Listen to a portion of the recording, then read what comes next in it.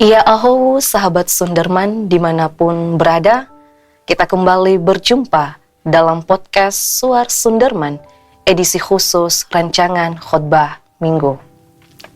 Saya Vintaria Jai, mahasiswa STT BNKP Sunderman, program studi teologi semester 7, akan menemani saudara dalam perbincangan kali ini.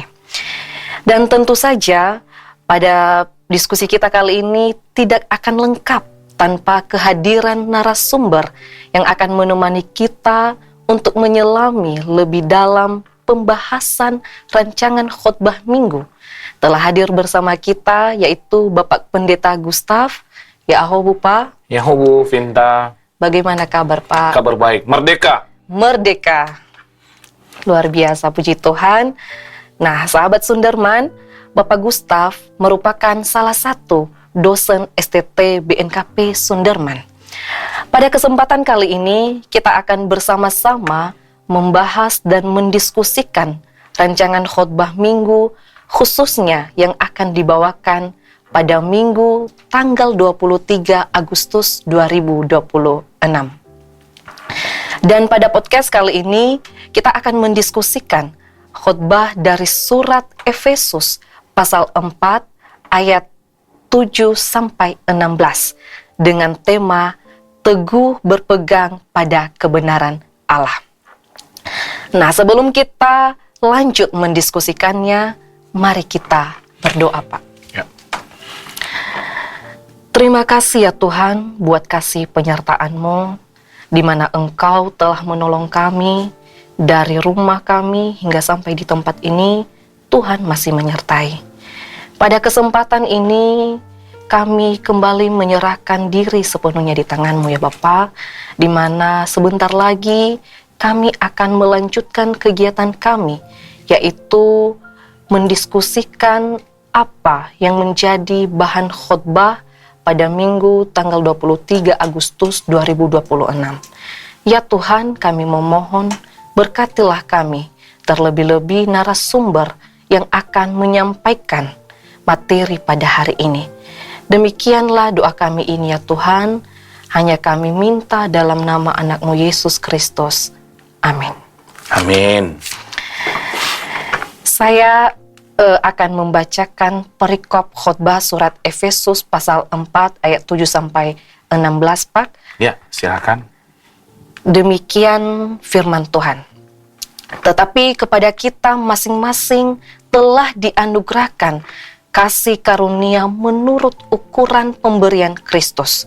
Itulah sebabnya kata Nas, tak kala ia naik ke tempat tinggi, ia membawa tawanan-tawanan, ia memberikan pemberian-pemberian kepada manusia. Bukankah ia telah naik, berarti bahwa ia juga telah turun ke bagian bumi yang paling bawah? Ia yang telah turun, ia juga yang telah naik, jauh lebih tinggi daripada semua langit, untuk memenuhkan segala sesuatu.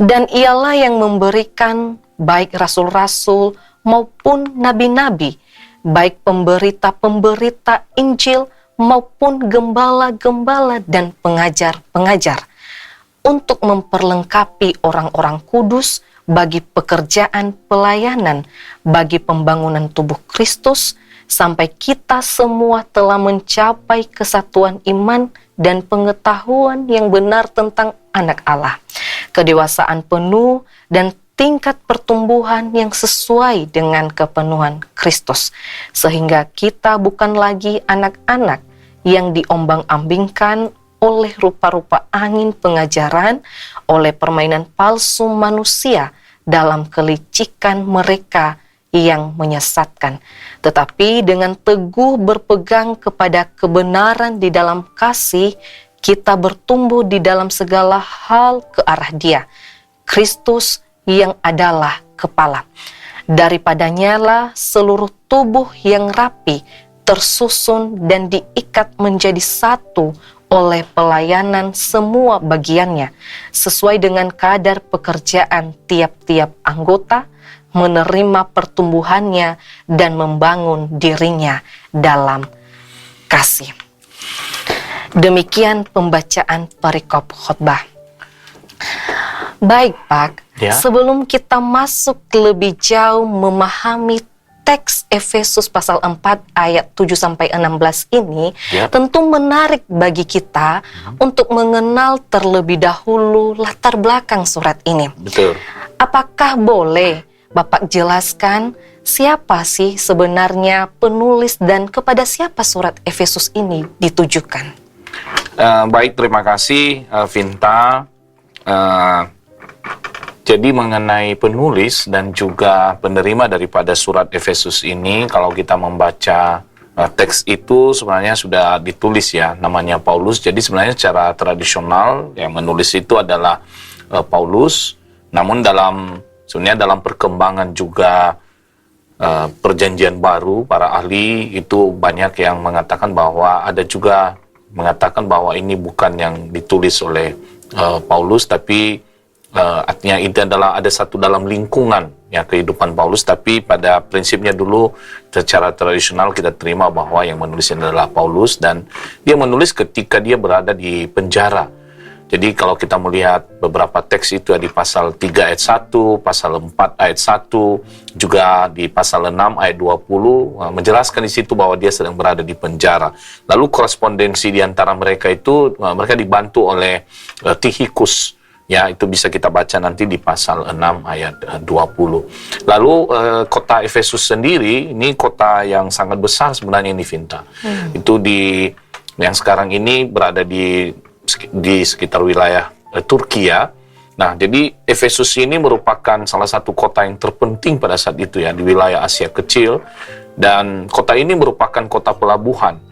Kota pelabuhan, pusat perdagangan, pusat politik, pusat kebudayaan, pendidikan, dan agama pada saat itu. Sehingga pasti semua orang juga ya dari berbagai latar belakang yang berbeda, dari daerah, dari suku yang berbeda-beda datang ke kota Efesus. Sehingga ya mau tidak mau sebenarnya warga jemaat yang ada di Efesus itu juga hidup di tengah-tengah masyarakat yang pluralis, jadi yang penuh dengan budaya-budaya yang berbeda-beda, termasuk juga religius yang berbeda-beda, sehingga ini bisa saling mempengaruhi satu dengan yang lain. Demikian Vinta. Baik Pak, menarik sekali ya Pak. Ya. Nah, setelah kita mengetahui Pak siapa penulis dan penerimanya, Ya. tentu ada alasan mengapa surat ini ditulis. Lalu, apa tujuan Paulus menulis surat Efesus ini? Dan kalau kita hubungkan dengan teks yang kita bahas hari ini serta tema yang mengatakan teguh berpegang pada kebenaran, bagaimana hubungan semuanya itu sebenarnya, Pak? Baik, terima kasih Vinta. Jadi sebenarnya kalau kita bicara tentang tujuan umum Paulus ya menulis surat ini, maka secara umum minimal ada 3 hal ya. Ada 3 hal yang bisa kita lihat secara umum. Yang pertama, Paulus mau menyampaikan pesan kepada jemaat di Efesus bahwa ingat ya, seruan untuk bahwa seluruh yang orang-orang di Efesus itu adalah milik daripada Kristus, dan bahkan bukan hanya itu, tapi seluruh dunia, seluruh alam semesta, termasuk seluruh ciptaan itu adalah milik daripada Allah, dan kepalanya adalah Kristus. Itu nanti bisa kita baca di Efesus 1 ayat 10. Kemudian bagian yang kedua, ini juga penting ya. Jadi Paulus mengingatkan jemaat di Efesus itu bahwa hubungan di antara mereka dengan Kristus. Kristus itu adalah orang yang menyelamatkan mereka dengan pengorbanannya di kayu salib, dan itu adalah anugerah Tuhan. Nah, itu misalnya kita lihat nanti misalnya di pasal 2 ayat 8-9, sehingga dia mengatakan, Paulus itu mengatakan bahwa keselamatan itu bukan karena perbuatanmu, bukanlah kehebatanmu, bukanlah dirimu sendiri, tapi itu adalah karena anugerah Tuhan, itu adalah karena kasih karunia Tuhan. Ya. Kemudian bagian yang ketiga bahwa orang yang menerima kasih karunia itu ya harus menunjukkan hidup yang baru sebagai orang Kristen, dan itu hubungan dengan teks kita. Itu mulai pasal 4 ayat 1 nanti sampai pasal 6 ayat 20. Nah, bagaimana sebenarnya kehidupan orang yang telah menerima kasih karunia dari Tuhan. Demikian Vinta. Nah, baik Pak. Kalau kita melihat kehidupan jemaat pada waktu itu, tentunya mereka ini tidak hidup dalam ruang yang kosong. Betul, betul. Ada berbagai pengaruh dari lingkungan sekitar, Betul. seperti baik itu agama, sosial, budaya, maupun kehidupan ekonomi. Ya, Nah, menurut Bapak, ya. apakah ada pengaruh-pengaruh dari luar yang turut melatar belakangi pesan Paulus dalam surat ini, khususnya jika dikaitkan dengan tema teguh berpegang pada kebenaran? Baik, Vinta. Jadi sebenarnya memang ada pengaruh ya, yang secara khusus itu adalah religius ya, agama. Karena di sana itu pusat pemujaan Artemis. Jadi ada di sana yang disebut dengan kuil Artemis, dan itu sangat mempengaruhi seluruh kehidupan sosial budaya dan ekonomi masyarakat Efesus pada saat itu. Tentu ini juga mempengaruhi kehidupan daripada orang-orang yang percaya kepada Yesus di Efesus. Kemudian juga di sana bagian yang kedua, pengaruh dari kepercayaan kepada sihir-sihir dan ilmu gaib. Nah, ada di sana. Sehingga nanti misalnya ketika kita membaca di Kisah Para Rasul 19 ayat 19, bagaimana pelayanan Paulus di Efesus itu ya, bagaimana orang-orang percaya di sana sampai mereka membakar kitab-kitab sihir mereka. Dan ketika kita juga membaca nanti pasal 6 ayat 10 sampai 20, di situ bagaimana sebenarnya Paulus juga mengatakan bahwa kita ini sedang berperang, kita ini sedang melawan siapa? Itu melawan kuasa-kuasa kegelapan. Nah, itu juga ada kaitan bahwa di sana ada pengaruh-pengaruh dari sihir dan ilmu gaib. Kemudian yang berikutnya juga bahwa ada pengaruh dari filsafat dan pemikiran Yunani. Kita udah bisa tahu ya, itu mengenai Helenisme pada saat itu, dan sehingga itu juga mempengaruhi kehidupan jemaat, sehingga sampai kepada yang istilahnya yang kita pakai itu ya, tema kita hari ini mengenai masalah kebenaran. Jadi masalah kebenaran, jadi dia menunjukkan bahwa di sana banyak konsep-konsep tentang kebenaran. Tentu ada kebenaran juga menurut pengikut dari Artemis, kebenaran juga menurut pengikut-pengikut ini yang sihir, ilmu gaib, dan tentu kebenaran juga menurut filsafat dan pemikiran Yunani. Demikian Vinta. Menarik sekali, Pak. Nah, kalau kita kembali melihat teks sebelumnya secara utuh nih, Pak. Ya. Surat Efesus pasal 4 ayat 7 sampai 16 ini tidak berdiri sendiri. Betul, betul. Sebelumnya pada ayat 1 sampai 6, Paulus juga berbicara tentang kesatuan tubuh Kristus. Betul. Lalu, Pak, apa kaitan ayat 1 sampai 6 ini dengan teks kita hari ini? Apakah ada kesinambungan pesan antara kesatuan jemaat dengan ajakan untuk teguh berpegang pada kebenaran atau bagaimana? Baik, jadi Vinta, memang ini kan sebenarnya ayat 7 dan seterusnya ini adalah sebenarnya pesan-pesan dari Paulus ya, bagaimana tentang kehidupan mereka di dalam kehidupan sehari-hari, dan bagaimana mereka mempertahankan kesatuan iman mereka di dalam Kristus itu. Jadi di ayat 1 sampai dengan 6 itu sebenarnya dijelaskan ya, bagaimana sebenarnya tugas orang yang telah menerima anugerah tadi, yaitu perlunya memelihara kesatuan roh oleh ikatan damai sejahtera, itu di Efesus pasal 4 ayat 3 sampai 6. Di situ nanti diuraikan ya, Paulus menguraikan bagaimana mereka harus satu tubuh, satu roh, satu pengharapan, satu iman, satu baptisan, satu Allah dan Bapa dari semua untuk semua. Mengapa? Karena tadi kan mereka ini ada berbeda-beda gitu ya, berbeda-beda latar belakang dan juga dipengaruhi oleh budaya yang berbeda, agama yang berbeda di sekitar mereka. Dan sekarang Paulus itu mengatakan, ya kalian itu udah satu sekarang, kalian satu gitu. Karena kalian sudah sama-sama menerima anugerah, dan itu dari Yesus Kristus, sehingga kalian satu di dalam Yesus Kristus. Itu kira-kira Vinta. Wah, nah Pak, sekarang kita sampai pada bagian yang sangat penting nih. Sesuai dengan tema kita hari ini, yaitu teguh berpegang pada kebenaran. Sebenarnya Pak, apa yang dimaksud Paulus dengan kebenaran dalam bagian ini? Atau apa makna kebenaran yang dimaksud oleh Paulus sesuai tema khotbah kita hari ini? Nah, baik, Vinta, karena ini juga adalah tema kita ya, mengenai teguh ya, berpegang kepada kebenaran. Lalu sebenarnya kata kebenaran yang dipakai di sini adalah aletheio. Aletheio itu ada berkaitan dengan aletheia. Aletheia itu artinya kebenaran. Tapi kebenaran yang dimaksud oleh Paulus di sini bukan hanya sekedar kebenaran dalam hal pengetahuan, artinya kognitif. Ya, bukan hanya sekedar itu, tetapi melampaui dari itu semua, melainkan dia memiliki perasaan kebenaran, berkata benar, hidup benar, berkarakter benar, bertindak yang benar, bahkan juga menghidupi kebenaran itu. Jadi bukan hanya kognitifnya saja, tapi afektif, bahkan sampai kepada psikomotoriknya dalam tindakan sehari-hari. Sehingga sebenarnya teguh berpegang pada kebenaran ini, itu berkaitan sebenarnya bukan hanya sekedar saya tahu apa yang benar, saya tahu. Jadi kalau saya tahu itu I know ya, dia hanya masalah pengetahuan saja, tetapi saya hidup berdasarkan apa yang benar. Jadi saya hidupi, saya lakukan di dalam kehidupan sehari-hari. Dan standar kebenaran yang dimaksud oleh Paulus di sini adalah Yesus Kristus sendiri. Yang itu tadi yang kita bicarakan, dia adalah kepala dari semuanya.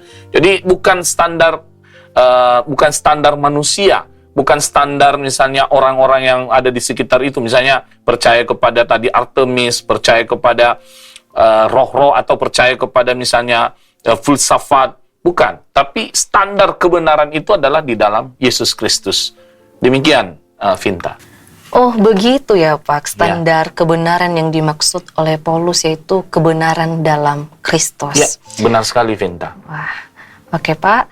Dari teks ini, apa pesan Paulus kepada jemaat Efesus dalam kaitan dengan tema hari ini, teguh berpegang pada kebenaran? Baik, Vinta. Jadi kalau kita sebenarnya membaca teks ini ya, mulai dari ayat 7 sampai 16, minimal ada 4 hal. Ini juga untuk para pendengar nanti ketika misalnya mempersiapkan khotbah, ya minimal ada 4 pesan yang bisa kita ambil, bisa ditambah juga, bisa dikurangi. Yang pertama, bahwa jemaat di Efesus ini disadarkan oleh Paulus bahwa mereka memiliki karunia yang berbeda-beda. Mereka memiliki karunia yang berbeda-beda, tetapi satu di dalam Kristus. Itu nanti bisa kita baca di ayat 7 sampai dengan ayat yang ke-10. Lalu yang berikutnya, bahwa Paulus mengatakan bahwa jemaat yang memiliki karunia yang berbeda-beda ini, tapi satu dalam Kristus, ya perlu memperlengkapi setiap anggotanya untuk melayani, untuk bertumbuh menuju kedewasaan iman dan pengetahuan yang benar tentang Yesus. Itu di ayat yang ke-11 dan 13. Kemudian bagian yang ketiga, yaitu jemaat ini diharapkan tidak mudah diombang-ambingkan oleh berbagai ajaran serta pengaruh zaman ya pada saat itu dan juga sekarang ya, ayat 14 dan 15. Mengapa? Karena mereka sudah teguh di dalam kebenaran, yaitu di dalam Yesus Kristus.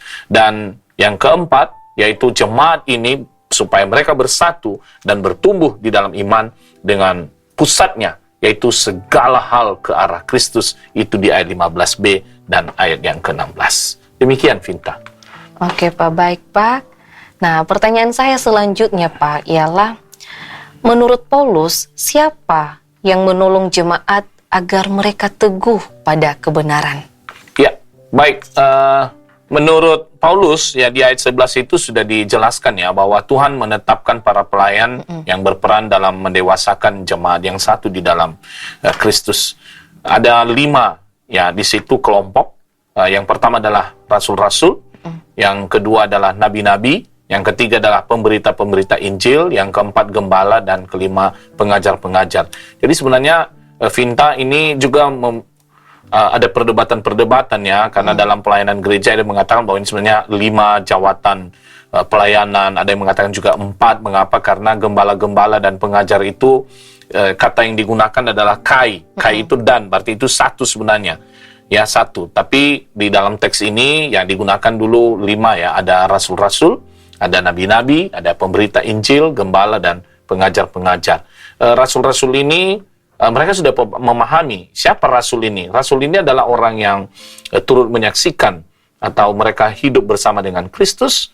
Beda dengan yang nomor 3 ya, pemberita-pemberita Injil. Pemberita Injil ini hanya mereka mendengar tapi tidak menyaksikan langsung tentang kehidupan Kristus, tapi mereka bertugas untuk menyampaikan tentang berita-berita Injil tentang Kristus. Sementara nabi-nabi ini adalah orang yang menyampaikan pesan-pesan Tuhan, ya mungkin mereka mendapatkan wahyu dari Tuhan, lalu mereka menyampaikannya. Kemudian gembala-gembala dan pengajar adalah para pemimpin-pemimpin di tengah-tengah jemaat dan juga yang mengajarkan tentang iman kekristenan kepada jemaat. Demikian, Vinta. Wah, jadi Pak, tugas dari masing-masing mereka ini memang berbeda-beda, tetapi mereka ini tetap satu tujuannya. Nah, itu betul. Iya. Itu juga yang diharapkan oleh Paulus. Betul. Oke, Pak. Nah, kalau kita tarik nih, Pak, di kehidupan jemaat sekarang, tantangannya tentu berbeda dengan jemaat Efesus. Tetapi godaan untuk meninggalkan kebenaran mungkin tetap ada. Betul. Nah, menurut Bapak, apa refleksi dari teks dan tema khotbah ini dalam kehidupan warga jemaat sekarang? Baik, terima kasih Vinta. Jadi sebenarnya untuk kita juga semua, termasuk kita yang ada di sini ya, Vinta, bahwa refleksi bagi orang masa kini mengenai tema ini, mengenai teks ini, yang pertama adalah bahwa kita harus meyakini bahwa kita sebagai orang percaya telah menerima anugerah kebenaran dari Yesus Kristus. Dan itu adalah karena kasih karunia, bukan karena kebenaran kita, bukan karena kehebatan kita.